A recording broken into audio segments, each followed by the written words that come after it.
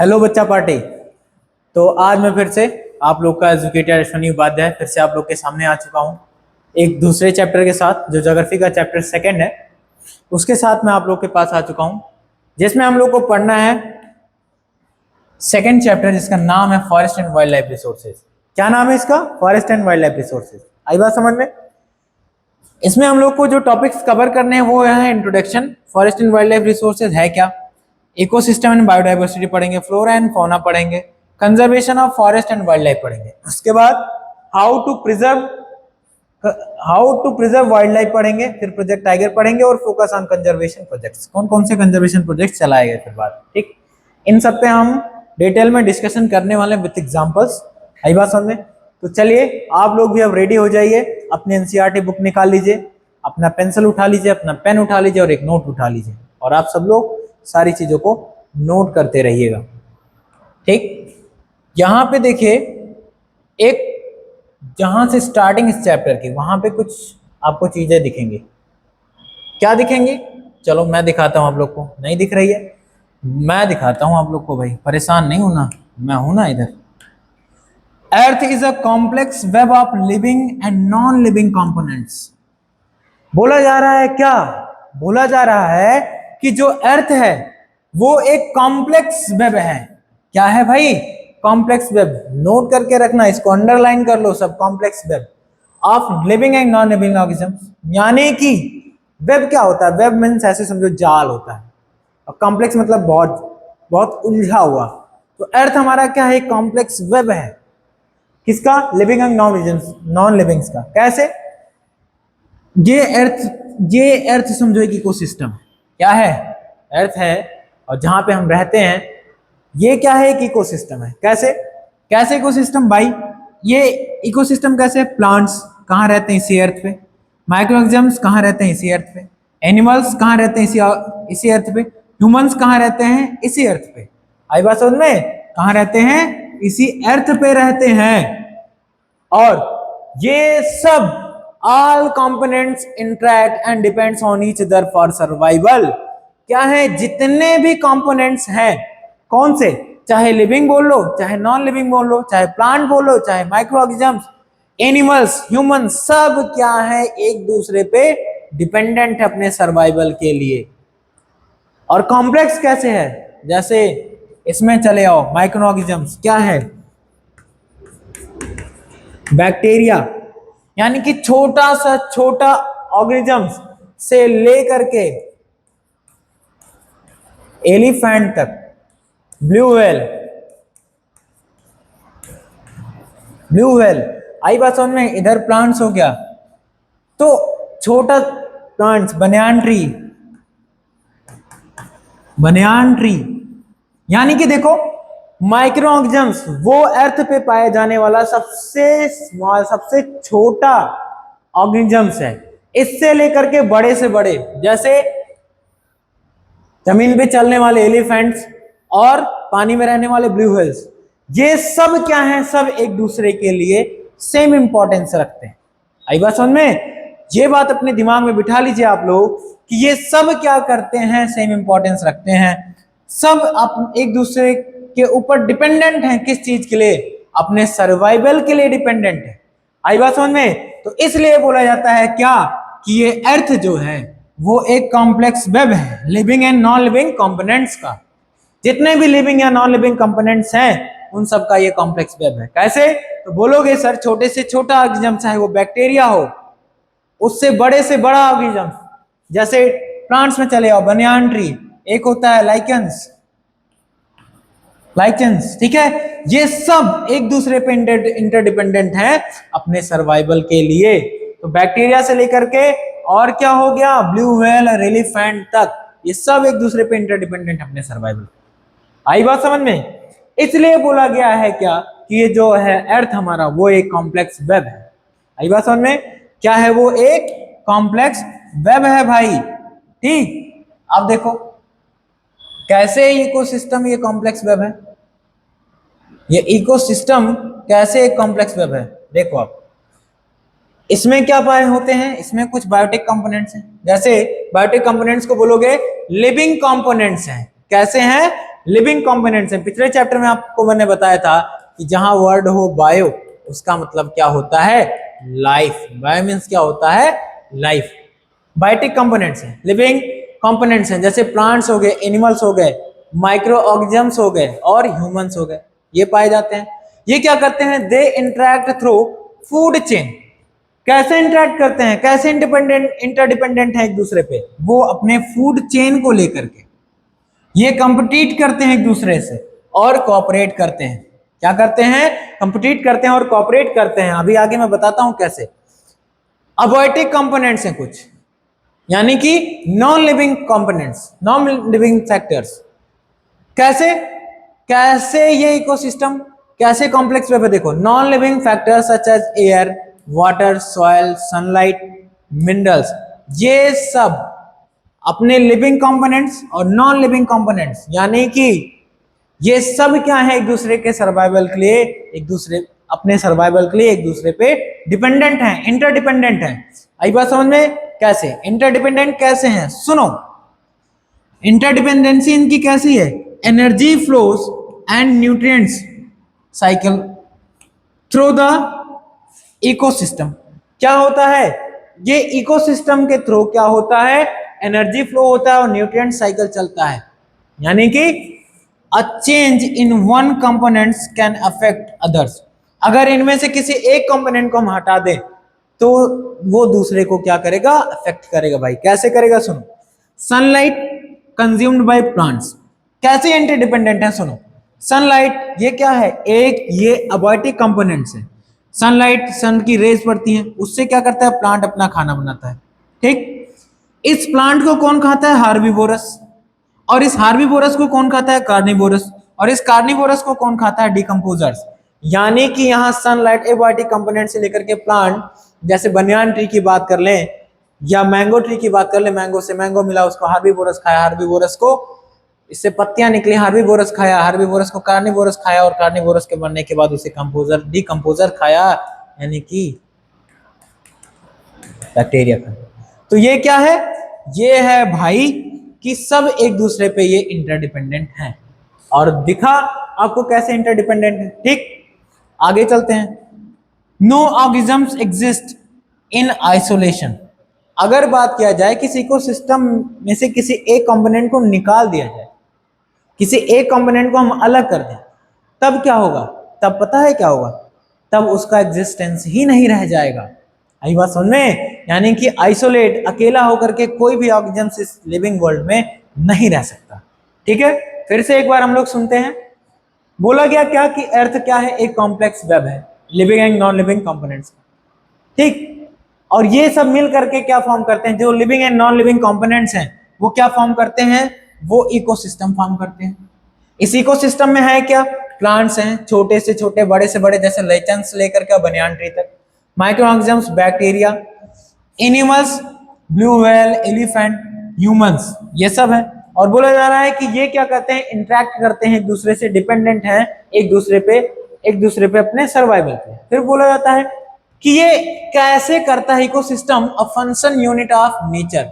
ये कैसे काम करता है इकोसिस्टम, या कैसे इंटरडिपेंडेंट है। तो बताया गया बायोटिक कंपोनेंट्स कौन कौन से, जैसे plant, animal, micro organisms, humans.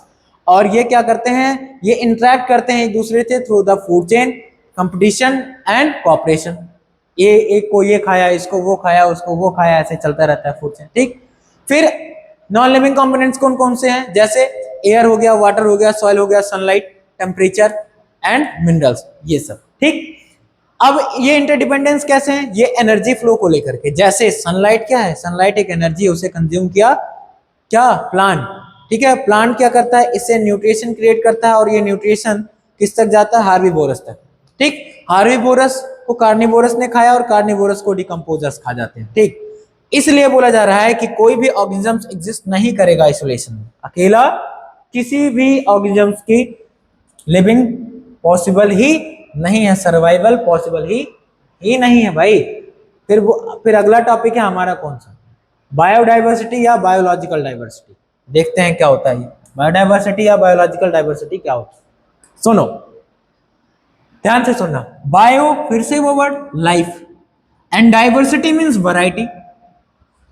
तो इस बायोडाइवर्सिटी के एक सिंपल वर्ड से हमको यह पता चलता है कि बायो मीन्स लाइफ और डाइवर्सिटी, यानी कि लाइफ फॉर्म में डाइवर्सिटी को ही क्या बोलते हैं हम लोग, बायोडाइवर्सिटी बोलते हैं। जब अलग अलग लिविंग ऑर्गेनिजम्स एक दूसरे पे इंटरडिपेंडेंट हैं फॉर देयर सर्वाइवल, तो वो क्या फॉर्म होता है, वो इकोसिस्टम फॉर्म होता है। लेकिन इनकी जो स्पीसीज है ना, इनकी जो वैरायटी है वो क्या है, वो है बायोडाइवर्सिटी।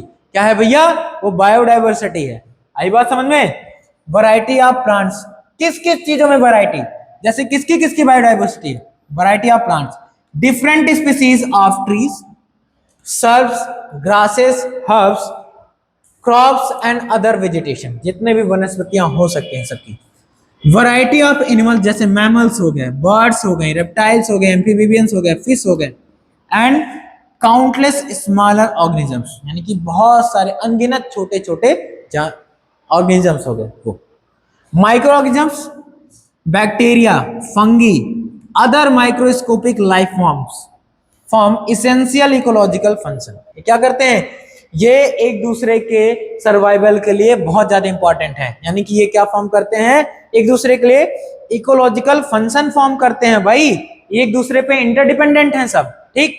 अब बोला जा रहा है biodiversity means the variety of living organisms, यानी कि कितने अलग अलग टाइप के लिविंग ऑर्गेनिजम्स पाए जाते हैं इस वर्ल्ड में, इस इकोसिस्टम में, वही क्या है, वही है बायोडाइवर्सिटी, है ना, वही क्या है, वो बायोडाइवर्सिटी है।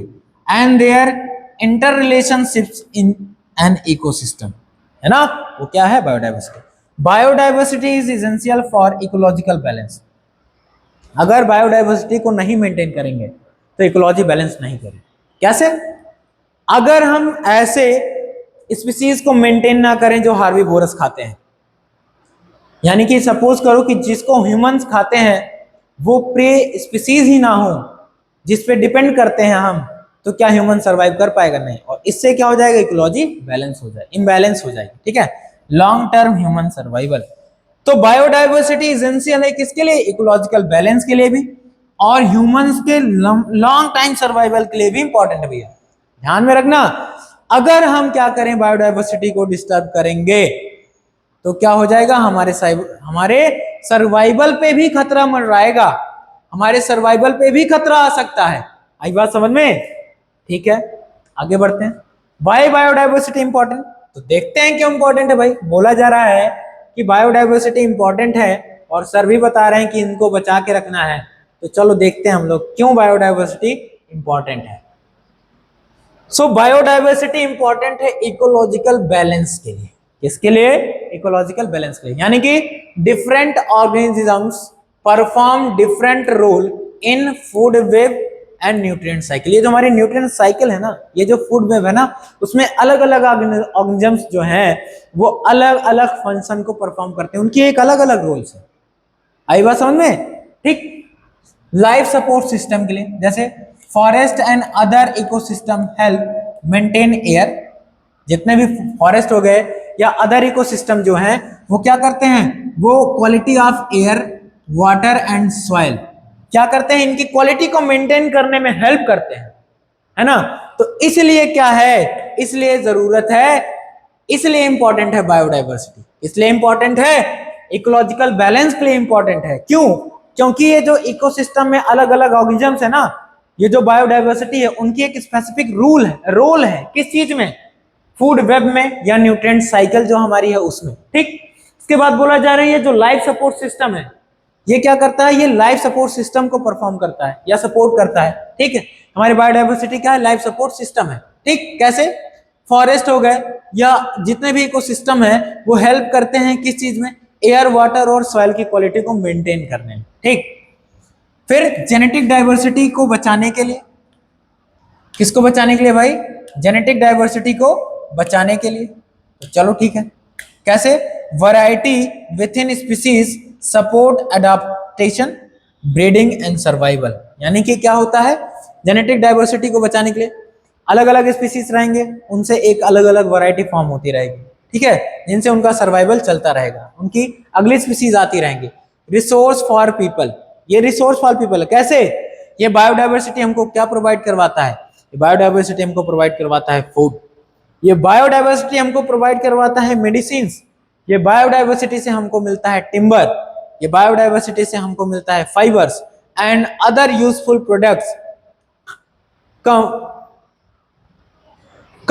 From biodiversity. यानी कि तो अपने रिसोर्सेज, हमें अपने रिसोर्सेज के लिए भी क्या करना है, बायोडाइवर्सिटी को बचाना है। ठीक, एट लास्ट इसमें बोला जा रहा है protecting biodiversity means protecting the ecological foundation of human life. अगर हम बायोडाइवर्सिटी को प्रोटेक्ट कर रहे हैं यानी कि हम अपने आप को प्रोटेक्ट कर रहे हैं। आई बात समझे? तो ये बात ध्यान में रखना भैया कि बायोडाइवर्सिटी को डिस्टर्ब नहीं करना है। क्यों? क्योंकि कहीं ना कहीं इनडायरेक्टली हम अपने आप को ही डिस्टर्ब करते जा रहे हैं। ठीक है, चलो। Forest as a resource, forest क्या है? फॉरेस्ट को बोला जा रहा है फॉरेस्ट एक रिसोर्स है। कैसे? फॉरेस्ट क्या है? हैबिटाट है। क्या है?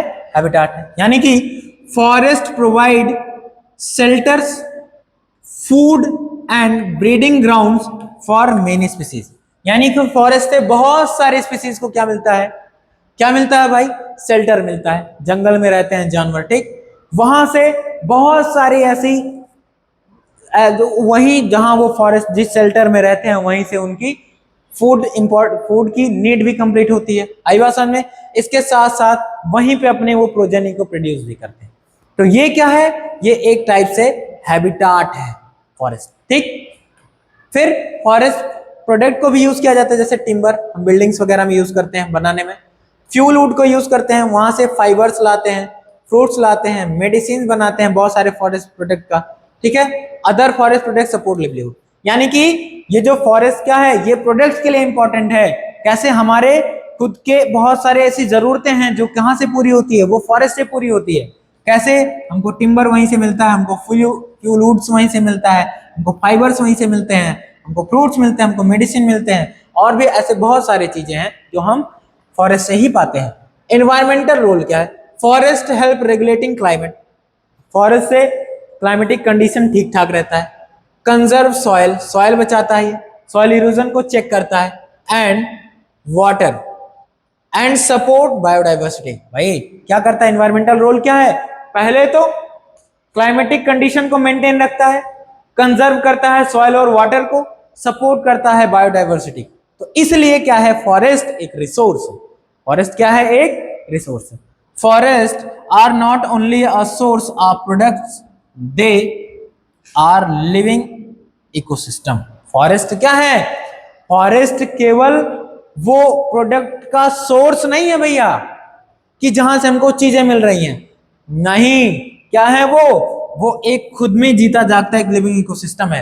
यानी कि अगर हम फॉरेस्ट डिस्टर्ब कर दें तो पूरा इकोसिस्टम क्या हो जाएगा? वो डिस्टर्ब हो जाएगा। आई बात समझ में? ठीक है भैया। अब हम लोग पढ़ते हैं, अगला टॉपिक हमारा है वो है फ्लोरा एंड फौना। ठीक, क्या पढ़ेंगे? Flora and fauna. Flora means क्या होता है? ये फ्लोरा, फ्लोरा वर्ड का मतलब क्या होता है भाई? क्या होता है फ्लोरा वर्ड का मतलब? इसका मतलब होता है flora refers to the plant life of a particular region. यानी कि किसी रीजन का प्लांट लाइफ जो होता है ना, क्या होता है? ये जो प्लांट लाइफ है, क्या है भाई? प्लांट लाइफ है सर। किसी भी रीजन में जो प्लांट्स हैं उनको क्या बोलते हैं हम लोग? फ्लोरा बोलते हैं। जैसे ट्रीज हो गए, कौन से प्लांट लाइफ? ट्रीज हो गए, सब्स हो गए, ग्रासेस हो गए, हर्ब्स हो गए, और एक्वेटिक प्लांट्स हो गए। ये सब क्या है? ये सब फ्लोरा है। अब आता है फौना। फौना क्या है? ध्यान से सुनिए, फौना क्या है? Fauna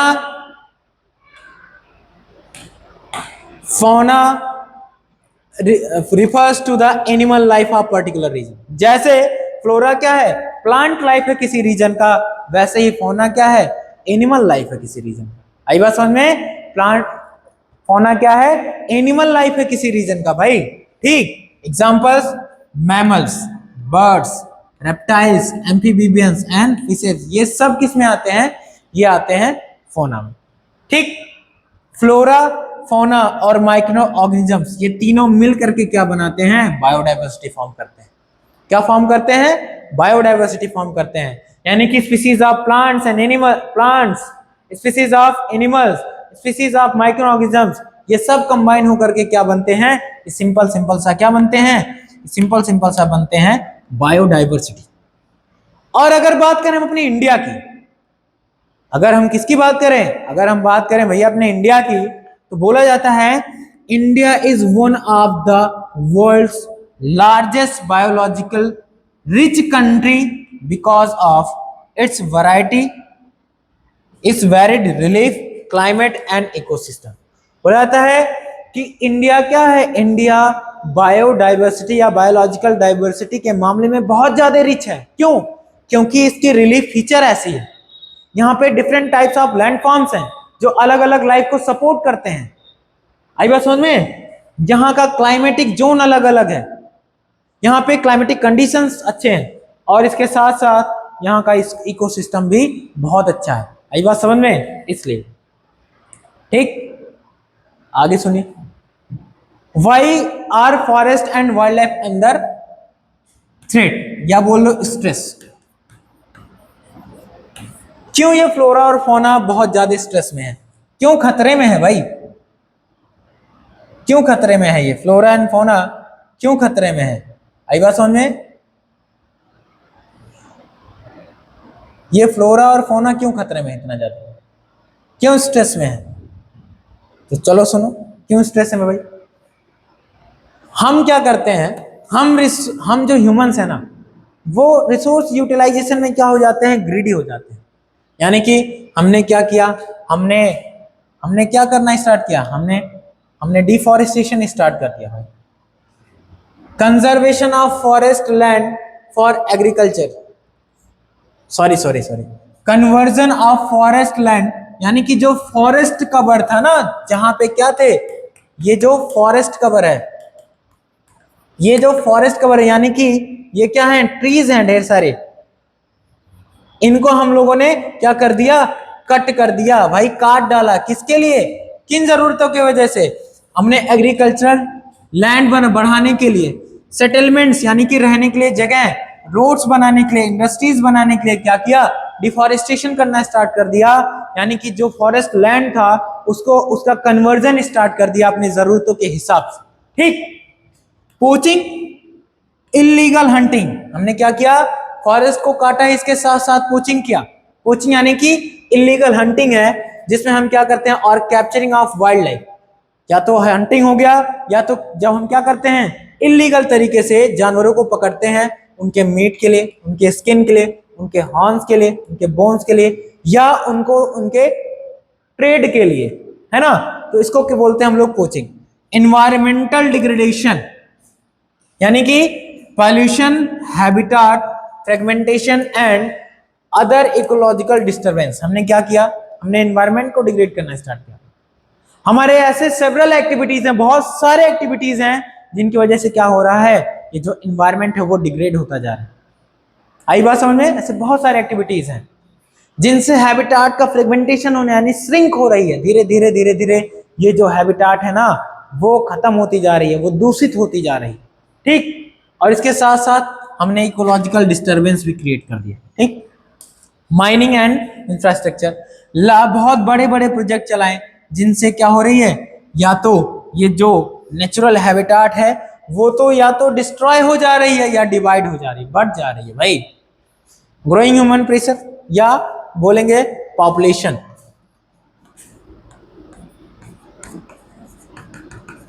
growing human population, increasing demand of land and resources can reduce the natural habitat.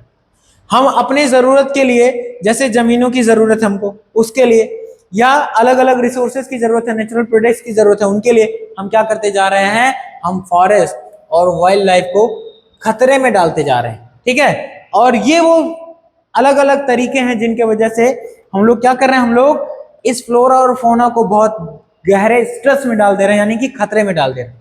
कैसे? डिफॉरेस्टेशन करके, कैसे पोचिंग करके, कैसे इन्वायरमेंटल डिग्रेडेशन, कैसे माइनिंग करते हैं, अलग अलग इंडस्ट्रीज को बनाते हैं इधर उधर, ग्रोइंग ह्यूमन प्रेशर, और जो हमारी ये बढ़ती पॉपुलेशन है और इसकी जो बढ़ती हुई जरूरतें हैं, इसके वजह से ये जो हमारा फ्लोरा और फोना है ना वो खतरे में चला गया। ठीक, इसका रिजल्ट क्या हो रहा है, इसका नुकसान क्या हो रहा है भाई, हैबिटाट लॉस, यानी कि जो हैबिटाट है, जो जगह पे ये ग्रो हो रहा है, वही खत्म हो जा रहा है, पॉपुलेशन इनकी डिक्लाइन हो जा रही है, और ऐसा खतरा आ रहा है कि ये गायब हो जाएंगे धरती से। क्या हो जाएंगे भाई? ये विलुप्त हो जाएंगे, एक्सटिंक्ट हो जाएंगे। ठीक, क्या हो जाएंगे? एक्सटिंक्ट हो जाएंगे। आई बात समझ में? इसके लिए हमको क्या जरूरत है? कंजर्वेशन की जरूरत है, कंजर्वेशन की आवश्यकता है। इंपॉर्टेंस किसकी है? नीड किसकी है? कंजर्वेशन की। क्यों कंजर्वेशन? Conservation is necessary. किसके लिए कंजर्वेशन की जरूरत है? Conservation is necessary to protect both nature and human life. अगर हम नेचर को प्रोटेक्ट नहीं करेंगे तो ह्यूमन लाइफ भी क्या हो जाएगा? डिस्ट्रॉय हो जाएगा, खत्म हो जाएगा, बर्बाद हो जाएगा ह्यूमन लाइफ भाई। तो इसके लिए कंजर्वेशन जरूरी है। कैसे कंजर्वेशन हम क्या करेंगे? प्रिजर्विंग इकोलॉजिकल डाइवर्सिटी, मेंटेन करेंगे variety of species and ecosystem. Conservation क्यों जरूरी है? कंजर्वेशन जरूरी है इकोलॉजिकल डाइवर्सिटी को प्रिजर्व, बचा करके रखने के लिए। कैसे हम मेंटेन करेंगे स्पीसीज को? वैरायटी ऑफ स्पीसीज ना, अलग अलग अलग अलग स्पीसीज को टारगेट करके बचाएंगे उन्हें। आई बात समझ में? और इकोसिस्टम को बचाएंगे इसके साथ। प्रोटेक्टिंग लाइफ सपोर्ट सिस्टम, ये जो हमारी लाइफ सपोर्ट सिस्टम है ना, उनको प्रोटेक्ट करेंगे। कैसे? हम एयर पॉल्यूशन नहीं होने देंगे, वाटर पॉल्यूशन नहीं होने देंगे, आई बात समझ में, और सॉइल डिग्रेडेशन नहीं होने देंगे। The basic support of life, ये इन सब को बचाते हुए क्या करेंगे? हम लाइफ सपोर्ट सिस्टम को बचाएंगे। ठीक है, तो कंजर्वेशन क्यों जरूरी है? कंजर्वेशन जरूरी है सपोर्ट सिस्टम को बचाने के लिए, है ना। कंजर्वेशन जरूरी है प्रिजर्विंग जेनेटिक डाइवर्सिटी, यानी कि मेंटेन करेंगे, maintain the genetic variety needs for adaptation and survival, यानी कि अलग अलग टाइप की जो जीन्स है ना, उनको बचा करके रखेंगे, जिससे क्या हो, वो जो इंटरडिपेंडेंसी है ना, वो इकोलॉजिकल बैलेंस है, वो चलता है। ठीक, इंश्योर करेंगे sustainable use of natural resources without destroying the ability of future generation to meet their need, यानी कि हम रिसोर्सेज को ऐसे यूटिलाइज करेंगे कि भैया क्या हो, वो आने वाली जनरेशन भी उनको यूज कर सके, है ना। सस्टेनेबल डेवलपमेंट को बोल सकते हैं development with long term environmental responsibility, यानी कि हम इस तरीके से डेवलपमेंट करेंगे अपने एनवायरमेंट की कि हम एनवायरमेंट को डिस्ट्रॉय भी ना करें और अपनी जरूरतों को पूरा कर लें, इस तरीके से। ये है वो कंजर्वेशन, है ना, इस तरीके से कंजर्व करेंगे। अब देखो, फिर जब कंजर्वेशन की बात हो रही है तो कंजर्वेशन डिमांड्स भी आने लगे। कंजर्वेशनिस्ट, आपके एनसीईआरटी में एक लाइन लिखी होंगी, in 1970s, 1960s and 70s conservationist started demand for national wildlife protection program, यानी कि वाइल्ड लाइफ का क्या मतलब होता है? वाइल्ड लाइफ मतलब forest, flora, flora and fauna, ये दोनों मिलाकर के क्या बनता है? वाइल्ड लाइफ बनता है। तो यानी कि अब जरूरत है, 1960s 70s में लोगों को यह एहसास होता है कि अब जरूरत आ गई है किस चीज की? हमको एक नेशन लेवल पे वाइल्ड लाइफ प्रोटेक्शन प्रोग्राम चलाने की जरूरत है, यानी कि पूरे कंट्री को समझाने की जरूरत है कि इस वाइल्ड लाइफ की इंपॉर्टेंस है क्या भाई। आई बात समझ में? ठीक। सो 1972 में क्या आता है? Indian wildlife protection act को इंप्लीमेंट किया जाता है। फाइनली डिमांड हुआ 1960 एंड 70s में, और 1972 में क्या आता है? वाइल्ड लाइफ प्रोटेक्शन एक्ट आ जाता है, जिसमें क्या किया गया? एक लिस्ट पब्लिश की गई, किसकी? प्रोटेक्टेड स्पीसीज की, यानी कि कौन कौन सी ऐसी स्पीसीज हैं, कौन कौन से ऐसे जानवर हैं या ऐसे पौधे हैं जो बिल्कुल खत्म होने के कगार पर पहुंच गए हैं, तो इनको हम स्पेशली टारगेट करके बचाएंगे। बाकी सबको बचाते रहेंगे, लेकिन ये हमारी स्पेशल प्रायोरिटी है। ठीक, किस ऑब्जेक्टिव्स के साथ इसको लाया गया था? ये ऑब्जेक्टिव क्या है Indian wildlife protection act का? ये देख लेते हैं, आपके एग्जाम में भी आता है। What are the objectives of Indian wildlife protection act of 1972? तो इसमें क्या करेंगे? प्रोटेक्शन ऑफ स्पीसीज स्टार्टेड, किसकी स्पीसीज को? प्लांट्स की स्पीसीज को, माइक्रो ऑर्गेनिजम्स की स्पीसीज को, एनिमल्स की स्पीसीज को। ठीक है, और इनके हैबिटाट को प्रोटेक्ट करना स्टार्ट किया हमने। इनको कैसे प्रोटेक्ट करेंगे? जब इनके हैबिटाट को बचाएंगे भाई। ठीक, तो हैबिटाट प्रोटेक्शन स्टार्ट किया हमने, आई बात समझ में। फिर protecting remaining species of endangered species, और फिर हमने क्या किया कि कि जो बचे कुचे ऐसे जानवर हैं जो बिल्कुल खत्म होने के कगार पे पहुंच गए हैं, उनको भी हम लोगों ने बढ़ चढ़ के बचाना स्टार्ट किया। ठीक ठीक। इनको कैसे प्रोटेक्ट किया जा सकता है भाई? तो जो रीजन था किस चीज का रीजन था? जो वाइल्ड लाइफ प्रोटेक्शन, जो wild life degradation, wild life threat का रीजन था, जिनसे हमारा फॉरेस्ट फ्लोरा और फौना खतरे में आ गया था, उन्हीं को बंद करके पहले क्या करेंगे? हम स्टार्ट करेंगे पोचिंग को और इलीगल हंटिंग, पोचिंग या इलीगल हंटिंग बोलो आप, strong enforcement and community participation. हम क्या करेंगे? हम बहुत सख्ती से कोई रूल को जैसे Indian wildlife protection act हम लोगों ने लाया, तो इसको इन्फोर्स करेंगे बहुत ही ज्यादा स्ट्रांगली, यानी कि हम ऐसे लॉज बनाएंगे, ऐसे कानून बनाएंगे जिससे कि हम लोगों को वो स्पीसीज को इंडेंजर यानी कि स्पीसीज पे थ्रेट बनने से रोक सके, है ना। कम्युनिटी को, लोगों को क्या करेंगे? मोटिवेट करेंगे, लोगों को बताएंगे, उनके इंपॉर्टेंस को समझाएंगे, और इस तरीके से इन स्पीसीज को हम क्या करेंगे? प्रोटेक्ट करेंगे भाई। ठीक। Restricting illegal wild life trade, मना करेंगे बिल्कुल। क्या मना करेंगे? Prevent commercial exploitation of endangered species, यानी कि हम अपनी जरूरतों के लिए, व्यापार के लिए ये जो स्पीसीज को टारगेट करते थे ना, इनका ट्रेड करते थे ना, इसको रोकेंगे भाई। आई बात समझ में? ठीक। Protect habitats, national parks develop करेंगे, वाइल्ड लाइफ सेंचुरीज बनाएंगे, और इसके साथ साथ कुछ प्रोटेक्टेड एरियाज को भी डेवलप करेंगे। ठीक है।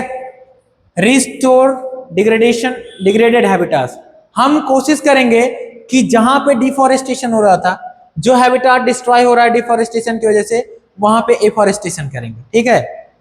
हैबिटाट्स का रिस्टोरेशन करेंगे और इकोलॉजिकल रिकवरी करेंगे। आई बात समझ में? यानी कि जो अलग अलग टाइप की स्पीसीज, बायोडाइवर्सिटी वहां मिलकर के इकोलॉजी फॉर्म कर रही थी, उसको रिस्टोर करने की कोशिश करेंगे। ठीक है ना। Involve local communities, conservation works better, तभी ये काम हो पाएगा भाई। सपोज करो कि गवर्नमेंट अकेले कैसे चिल्लाएगी? गवर्नमेंट क्या करेगी? गवर्नमेंट प्रोग्राम चला सकती है, स्कीम चला सकती है, लेकिन जब हम उसको अपने डेली लाइफ में इन्वॉल्व करेंगे ना, तब हम कर सकते हैं, तब हम कंजर्वेशन कर सकते हैं।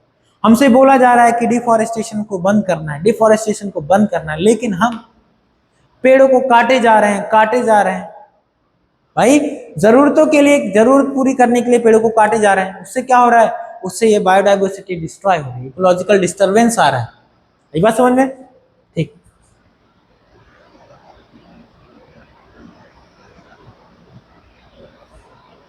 देखो,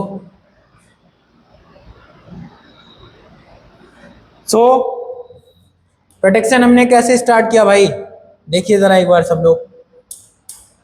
कुछ प्रोटेक्टेड एरियाज को डेवलपमेंट किया गया। नेशनल पार्क, प्रोटेक्टेड एरियाज की बात करेंगे। An area protected for conserving ecosystem and wild life with strict rules on human activity, यानी कि इन एरियाज में, नेशनल पार्क में कोई भी ह्यूमन एक्टिविटी नहीं हो सकती, उसके अगेंस्ट में स्ट्रिक्ट लॉ बनाए गए हैं। ठीक है। Wildlife sanctuaries, an area where wildlife and habitats receive legal protection मिलता है। सम रेगुलेटेड ह्यूमन एक्टिविटीज में बी अलाउड, कुछ क्या किए जाएंगे? कुछ गवर्नमेंट के निगरानी में ह्यूमन एक्टिविटीज को यहां चलाया जा सकता है, लेकिन जहां के वाइल्ड लाइफ को हम डिस्ट्रॉय नहीं कर सकते। बायोस्फीयर रिजर्व्स बनाएंगे। A broader conservation landscape combining biodiversity protection with sustainable use and research.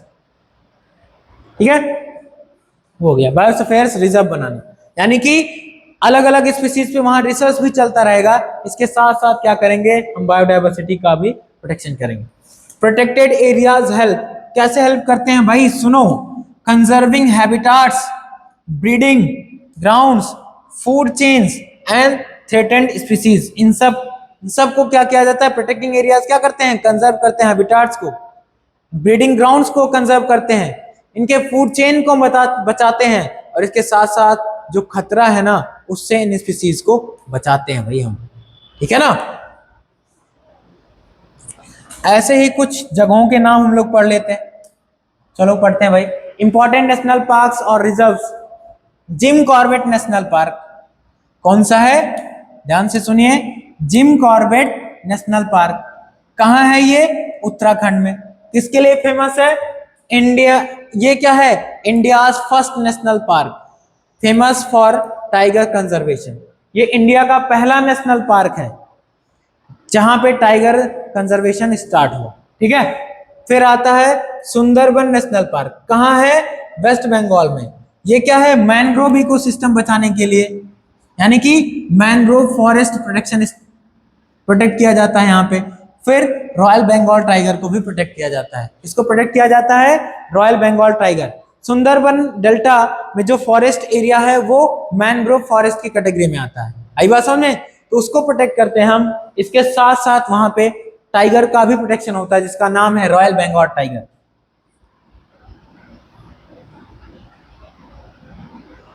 Similipal national park कहाँ है, उड़ीसा में है। फेमस है टाइगर रिजर्व और रिच इन बायोडाइवर्सिटी। यहाँ पे, यहाँ की बायोडाइवर्सिटी बहुत रिच है, आई बात समझ में। और यहाँ पे टाइगर, इसको एक टाइगर रिजर्व के भी नाम से जाना जाता है। पेरियार नेशनल पार्क कहाँ है, केरला में, केरला में।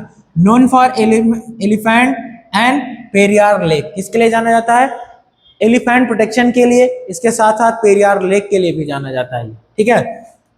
मानस नेशनल पार्क कहाँ है, असम में। रिच वाइल्ड लाइफ है, UNESCO वर्ल्ड हेरिटेज साइट है, आई बात समझ में। बांधवगढ़ नेशनल पार्क कहाँ है, मध्य प्रदेश में। Known for a high density of tiger, है ना, यहाँ पे बहुत सारे टाइगर पाए जाते हैं। सारिस्का टाइगर रिजर्व कहाँ है, राजस्थान में। Important for tiger conservation and landscape, ठीक, इसके लिए। काजीरंगा नेशनल पार्क कहाँ है, असम में। Famous for one horn rhinoceros, ठीक। अगला देखते हैं भाई हम लोग। अब कुछ प्रोटेक्टेड, कुछ स्पीसीज के नाम भी पब्लिश किए गए हैं। वो क्या है, वो है टाइगर, वन हॉर्न राइनोसोर्स, ठीक है, कश्मीरी स्टैग या इनको क्या बोलते हैं, hangul, snow leopard, crocodile, fresh water crocodile and salt water crocodile दोनों। इसके साथ साथ एक वैरायटी है घड़ियाल जिसको हम लोग बोलते हैं, Asiatic lion, elephant, blackbuck जिनको हम चिंकारा के भी नाम से जानते हैं, ग्रेट इंडियन बस्टर्ड, ठीक, ये सब। इसके साथ साथ ये बोला जाता है पहली बार भारत, इंडिया में पहली बार क्या किया जाता है, in India for the first time 6 species of plants were included in the protected list. क्या किया गया, प्लांट्स के, भाई किसके, प्लांट्स के 6 स्पीसीज को भी इंक्लूड किया गया इस प्रोटेक्टेड लिस्ट में, ठीक।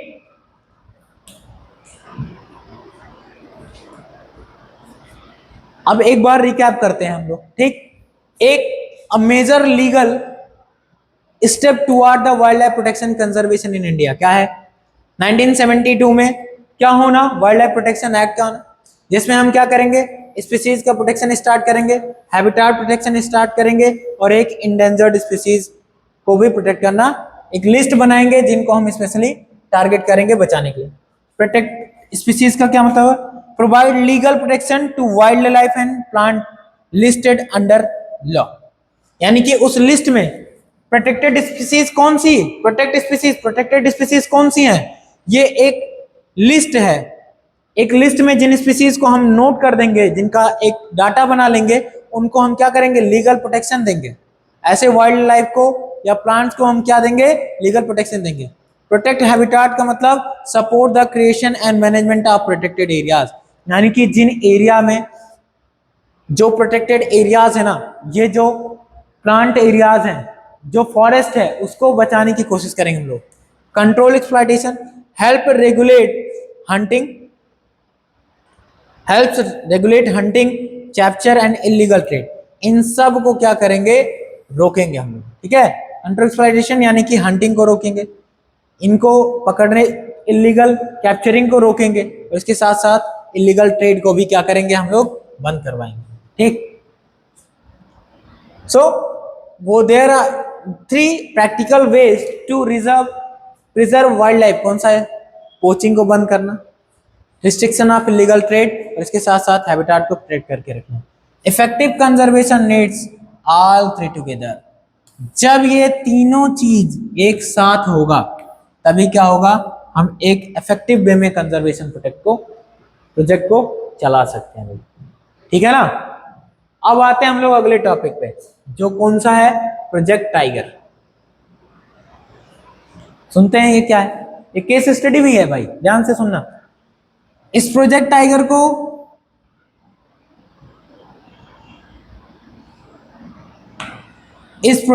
को कब लॉन्च किया गया, 1973 में। कब लॉन्च किया गया, 1973। है क्या, a major wildlife conservation program focused on protecting tiger and their habitat. यानी कि टाइगर के साथ साथ इनके हैबिटाट को बचाए जाने का एक प्रोग्राम है जो इंडिया में स्टार्ट किया गया है। Why was it needed? Tiger number has fallen sharply because of the poaching, habitat losing, prey depletion and illegal trade. क्यों भाई, ये जो टाइगर की पॉपुलेशन है ना, कितनी थी, 5500 पॉपुलेशन, कितनी बची, 1987 इसके आसपास में। आई बात समझ में, इतने बचे, 5500 टाइगर से इतने रह गए 1927। ठीक, वाई वॉज नीडेड, क्यों, देखो बताया जा रहा है कि बहुत तेजी से क्या हो रहा है, इनके नंबर में कमी आ रही है। क्यों, पोचिंग की वजह से, इनकी हैबिटाट खत्म हो रही है उसके वजह से, और इसके साथ साथ हैबिटाट खत्म होने यानी कि ये जिस स्पीसीज पे डिपेंड करते हैं, जो इनका फूड चेन है, वही खत्म हो जा रहा है ना। मेन अप्रोच क्या है, protect tiger habitat, control poaching कैसे करेंगे, किस तरीके से हम इनके हैबिटाट को बचाएंगे, पोचिंग को रोकेंगे, इंप्रूव करेंगे, मॉनिटरिंग इनकी निगरानी ध्यान से करेंगे, and support recovery of tiger population, और कोशिश करेंगे इनके पॉपुलेशन को बचाया जा सके, रिकवर किया जा सके, फिर से इनके नंबर्स को बढ़ाया जा सके भाई। ठीक, आप सुनिए आगे। Why the tiger matters, the tiger is a top predator. Tiger को क्या बोला जाता है, प्रेडेटर बोला जाता है। Protecting it's habitat also protects many other species and ecosystem progress. इसको बचाएंगे ना भाई, ये एक प्रेडेटर है, तो ये दूसरे स्पीसीज के लिए और इकोसिस्टम बैलेंस के लिए भी क्या है, बहुत ही ज्यादा इंपॉर्टेंट है। ठीक, अब वो रीजन क्या है जिसके वजह से टाइगर पे खतरा मंडरा रहा है भाई, सुनो। पोचिंग फॉर ट्रेड, इनके स्किन के लिए, इनके बोन्स के लिए, और other body parts can be illegal trade. क्या होता है, इनका इलीगल ट्रेड होता है, पोचिंग यानी कि इलीगल हंटिंग होती है इनकी, इनको मार के इनके स्किन को, इनके बोन्स को, इनके अलग अलग बॉडी पार्ट्स को क्या किया जाता है, बेचा जाता है। इनकी हैबिटाट श्रिंक होती चली जा रही है। Declining of natural prey makes survival and breeding harder. Prey base यानी कि क्या है, declining of natural prey base makes survival and breeding harder, इनकी वजह से दिक्कत होती चली जा रही है। Growing human pressure, expansion of shelter means activities increase human wildlife conflict. क्या हो रहा है, शेल्टर्स के लिए, हम अपने रहने के जगह के लिए क्या करते जा रहे हैं, हम फॉरेस्ट को काटते चले जा रहे हैं। इसके वजह से क्या हो रहा है, हम क्या कर रहे हैं, हम धीरे धीरे हैबिटाट्स को खत्म करते चले जा रहे हैं। Illegal wild life trade, commercial demands can create initiatives for killing and capture. क्या हो रहा है भाई, जब हम जंगली जानवरों का या जंगल में मिलने वाले प्रोडक्ट्स का बिना ऑर्डर के, बिना ऑथराइजेशन के ट्रेड करेंगे ना, इसकी वजह से हम पूरी तरीके से इनको डिस्टर्ब करते चले जाएंगे। Conservation must address both animal and the habitat. Conservation में दोनों चीजों की बात करेंगे।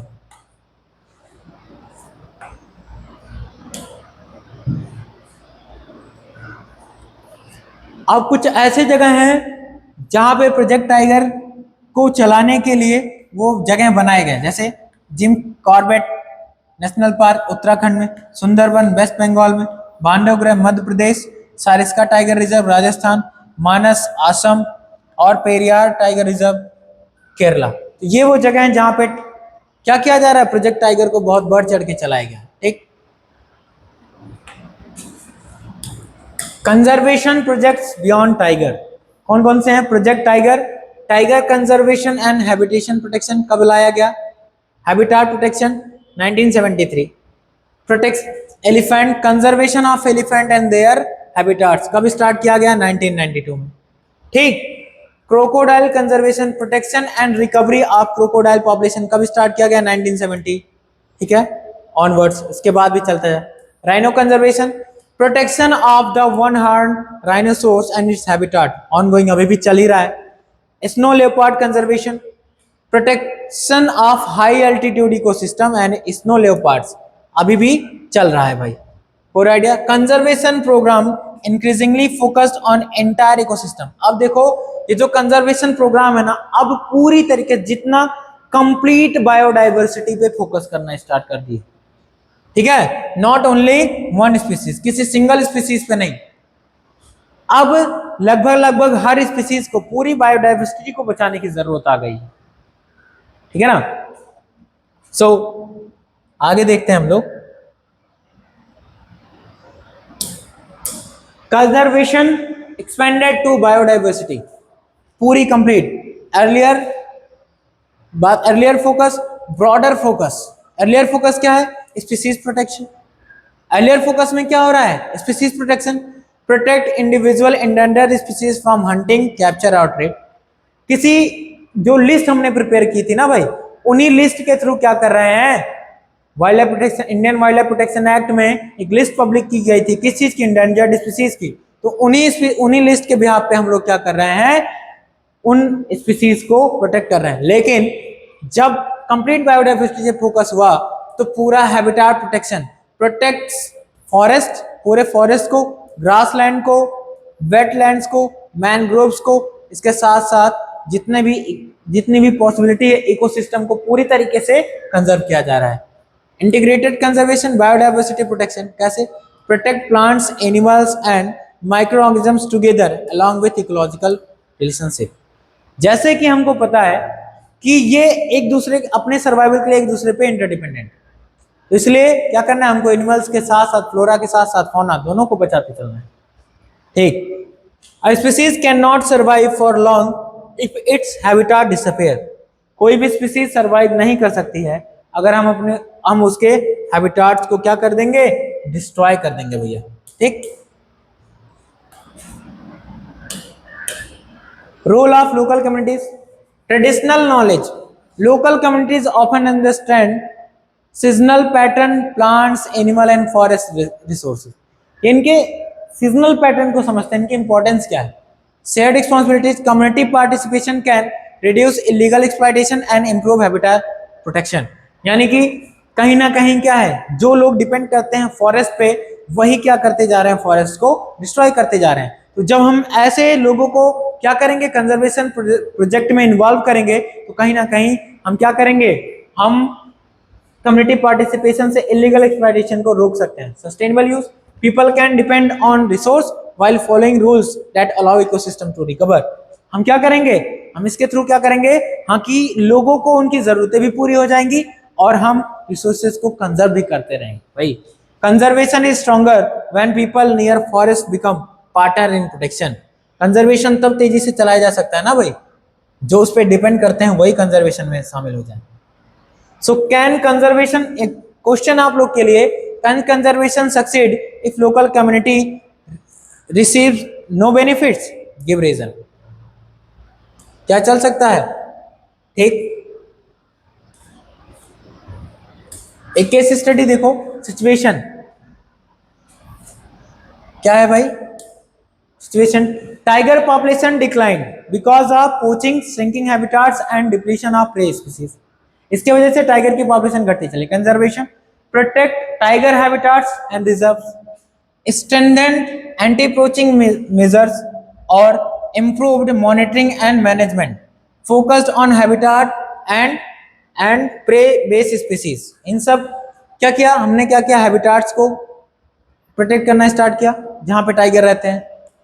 ठीक है, रिजर्व को क्या किया? एंटी पोचिंग मेजर्स को, जितने भी तरीके से हम क्या कर सकते थे, इलीगल हंटिंग को या कैप्चरिंग को बंद कर सकते थे, उनको मजबूत किया और तेजी से किया।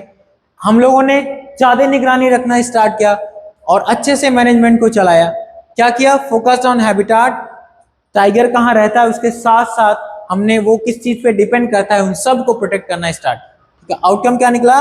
Tigers conservation shows that saving one species required protecting it's entire ecological system. कब? हम एक स्पीसीज को तब बचा सकते हैं ना जब हम कंप्लीट इकोसिस्टम को बचाएं। जैसे टाइगर जहां रहता है जंगल, जंगल को बचाएंगे, जिस चीज को वो खाता है वो प्रे बेस्ड स्पीसीज को बचाएंगे। यानी कि यहां से हमको क्या समझ में आया? यहां से हमको ये समझ में आया कि हमको क्या करना है, हमको कंप्लीट बायोडाइवर्सिटी को प्रोटेक्ट करना है। ठीक है, और यही हमारा लेक्चर होता है खत्म। अगले चैप्टर में हम लोग अगले लेक्चर में पढ़ेंगे डिस्ट्रीब्यूशन ऑफ फॉरेस्ट, उसके बाद community involvements, community and conservation topics, जिसमें हम लोग बीज बचाओ आंदोलन, चिपको मूवमेंट, ज्वाइंट फॉरेस्ट मैनेजमेंट और कुछ ट्राइबल कम्युनिटीज के इन्वॉल्वमेंट को भी कैप्चर करेंगे। तब तक के लिए थैंक यू, जय हिंद दोस्तों।